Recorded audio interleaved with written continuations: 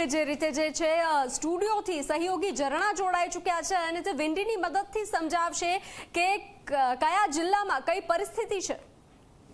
ઝરણા જી બિલકુલ બંસીજનક જે પ્રકારે આપણે ગરમી સહન કરી છે આ છેલ્લા 7 દિવસમાં એવી રાહ જોવાઈ રહી હતી કે હવે ચોમાસું જલ્દી આવે તો સારું, પરંતુ તે પહેલા ખેડૂતો માટે એક માઠા સમાચાર સામે આવી ગયા અને આ સમાચાર એ હતા કે હવે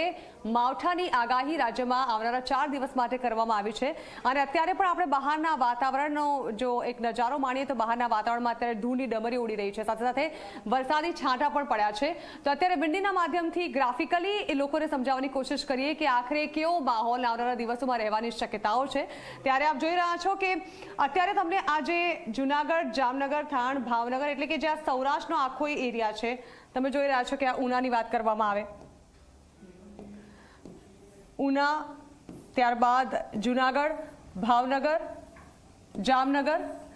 એટલે કે આખો જે સૌરાષ્ટ્રનો પટ્ટો છે આખા પટ્ટામાં વરસાદી માહોલ રહેવાની શક્યતાઓ છે અને અત્યારે અહીં મોટાભાગના વિસ્તારોમાં વરસાદી માહોલ છે। આજે ભાવનગરમાં ભારે પવન સાથે વરસાદ વરસ્યો હતો અને સાથે જ કેટલાક વિસ્તારો દક્ષિણ ગુજરાતના તો એવા પણ છે કે જ્યાં આજે વરસાદ સાથે કરાનો પણ અહેસાસ થયો હતો। માત્ર સૌરાષ્ટ્ર નહીં પરંતુ જો વાત કરવામાં આવે મધ્ય ગુજરાતની તો આપ જોઈ રહ્યા છો અમદાવાદમાં પણ આપણે અત્યારે વરસાદી વાતાવરણનો અનુભવ કરી રહ્યા છીએ। વડોદરામાં પણ મોટાભાગના વિસ્તારોમાં હાલ વરસાદી માહોલ છવાયેલો છે।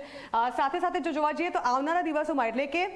થોડા એવું લાગી રહ્યું છે કે મંગળવારે પણ અહીં વરસાદી માહોલ રહે તેવી શક્યતાઓ છે, કારણ કે મંગળવારે પણ 4 દિવસ કુલ વરસાદની આગાહી કરવામાં આવી છે। એમાંથી આજનો દિવસ જો ગણવામાં આવે તો આજે બપોર બાદ જ વાતાવરણમાં પલટો આવ્યો હતો અને આટલા કેટલાક વિસ્તારો છે કે જ્યાં વરસાદી માહોલ છવાયો છે। સાથે એવું લાગી રહ્યું છે કે માત્ર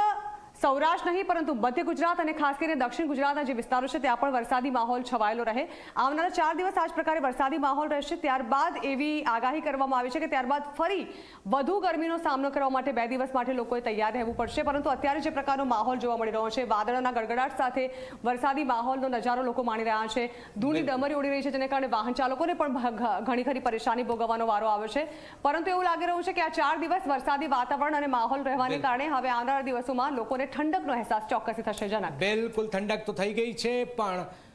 ખેડૂતને માટે ચિંતા છે, ખાસ કરીને તમે જાઓ તો વલસાડની અંદર જે કેરી તૈયાર છે એનું નુકસાનની છે। જણા આપણી પાસે ફરીથી આવશું તો જે રીતો